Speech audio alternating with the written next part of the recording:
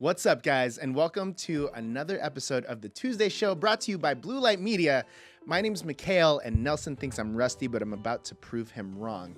Today, we have a lot of information about Instagram, and we're really excited to share it with you. A couple weeks ago, we ran a poll on Instagram asking people, why do they follow somebody? Why do they engage with certain posts? So the first question we asked, for example, was, why do you like or double tap on a post? And the options were, is it because of the person? Like, is it just because you like the person, or is it because of the content itself? And what we found is that 46% of people will actually like a post just based off of the person. So it's not even like about the content.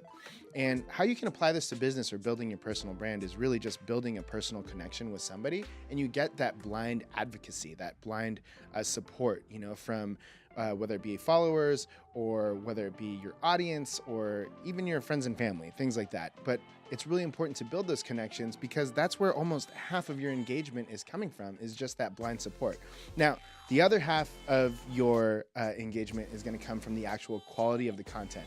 So, of course, it always takes two. It is the quality and it is the quality of the content, right? It is the quality of the content and it is the personal connection. So make sure that you blend both of those when you are managing your Instagram account. Now, the other question we asked somebody is, why do you actually follow somebody? What does it take to follow somebody that you don't even know, right? And 60% of people said it was the content. So again, it skews a little bit toward the content, but the other reason again is because of their common interests. So some people even said, like, in all honesty, it's just if they look good or if the content is good. And I love the honesty here, that it's really like if somebody is actually attractive or not. The other thing is, the other response that we got is that person has similar interests or they have amazing products that they're sharing. And then another one, which I really liked, is they'll follow somebody if they're a mutual friend or if they have a positive message or if they have cute bikinis. That's not my account yet. So again, it goes 50-50, right? You want to build a personal connection. It's essentially 50-50. You want to build a personal connection with somebody, but in addition to that, you also want to create quality content.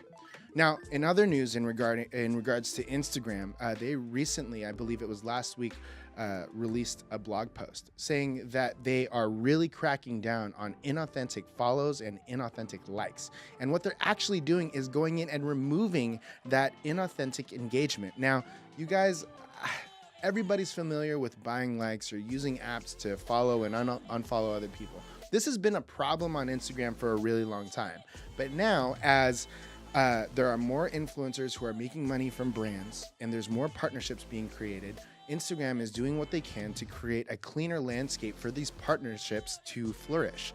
So if some people are actually getting messages, and this is what they're doing, they're actually getting messages from Instagram when they open up their app saying that they've removed the content and that they suggest that you change your password. And in a lot of cases, you might have shared your password with an app to like log into something, and you don't even know that this is happening. So we suggest that you actually change your password today. And if you are using an app that is, automating likes for you or buying likes for you or doing follows and unfollows, things like that, we strongly recommend just cutting it out. It's not worth risking your account being taken down or anything like that, or even worse, delete it. You might be able to recover it if your account is taken down, but if it's deleted, then it's gone forever. And that can really hurt your business. It's hard to stop, to restart an account, especially because the algorithm is not in our favor these days. And you don't want to deal with it. So what we would suggest is spend a lot more time, again, as we were talking about the surveys that we did, building your one-on-one connections, focusing on great content, and then also maybe consider starting to boost your posts and reaching new audiences to gain more attraction to your page. But that's all we have for you this week. We hope you enjoyed this episode of the Tuesday Show. And remember, no matter what you do, be sure to put your heart into it, and we'll see you next week.